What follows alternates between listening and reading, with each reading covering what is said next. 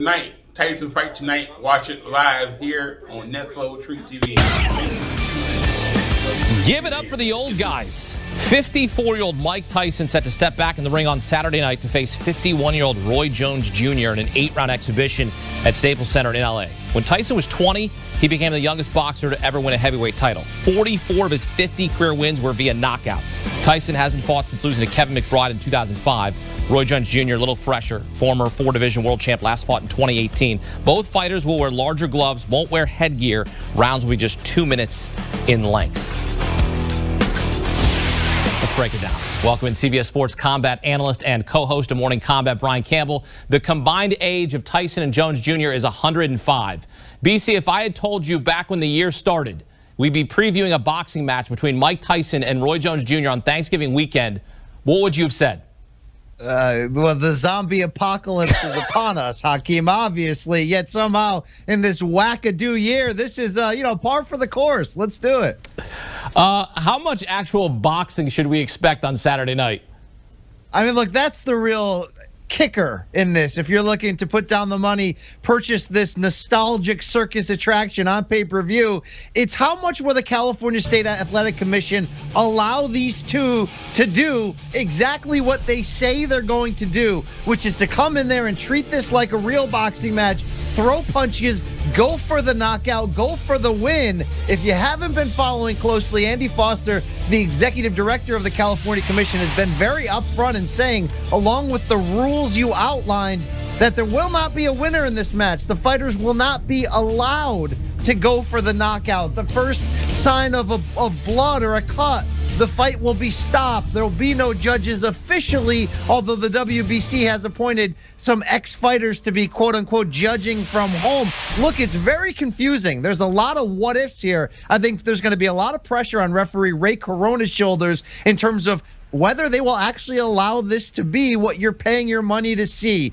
which is two all-time greats getting back on the saddle one more time and letting their hands go. Now, I think to the credit of both fighters, they've both said, you can call it an exhibition all you want. We are training for this like it's a real fight. We're going for the win. We're going for the knockout. You just hope, Hakeem, first for the safety of both, but number two, that if this thing heats up, nobody jumps in and gets in the way of it. Yeah, it's going to be fun to watch, and Mike Tyson looks incredible. He's ripped. I mean, aside from the $10 million payday, what's the motivation for Iron Mike Tyson to get back in the ring? Yeah, it's certainly not money. I mean, he's been open and saying, I want to give back and give, most of his purse to charity, which is certainly commendable. I think it goes a lot deeper. Let's be honest about the second half of Mike's career. After coming out of prison for the rape conviction, he had some highs. He had a lot more lows, from the bite fight to multiple disqualifications, no contests, fights in which he quit on his stool.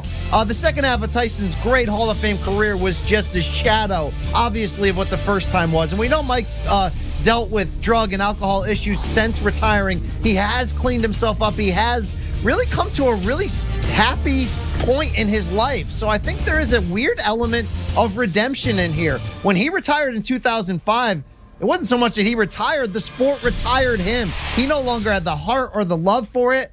He's happy right now. He's in great shape. He says he's 215 pounds for the first time since he was like 19 years old. I do believe there's something to the idea of being able to go out on your own terms. And this doesn't seem like it's a one-off for him. He wants to start off what he's calling the Legends Only League. He wants to keep fighting as long as he can.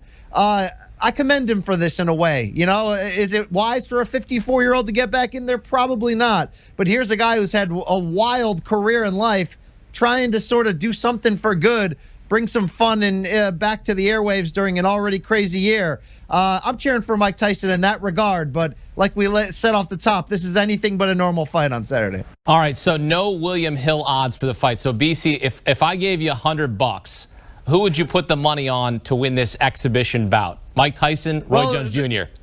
Yeah, I've seen some weird lines coming in, and everyone seems to be favoring Tyson with the puncher's chance. But I'm going to go, let's say, not so fast here. Is Tyson the bigger puncher? Yes, without question. But let's not forget a couple things. Roy Jones, an all-time great. He'd been competing actively as recently as 2 years ago. He won 12 out of his final 13 fights of his career. Here's a guy who's fought at cruiserweight most recently, did move up, 17 years ago and win a piece of the heavyweight title when Roy Jones beat John Ruiz. He's a capable fighter in there. Do you love Tyson's power when they actually do touch gloves and let it go? Of course you do. But he hasn't done much of anything physically in many years. And the idea of him hanging around for 8 rounds, should it get there, I don't like the look of that for a 54-year-old man, no matter what condition he's in. We may not have enjoyed the last 10 years of Roy Jones's pro career, but he's still fit. He's still got a little bit left in that tank.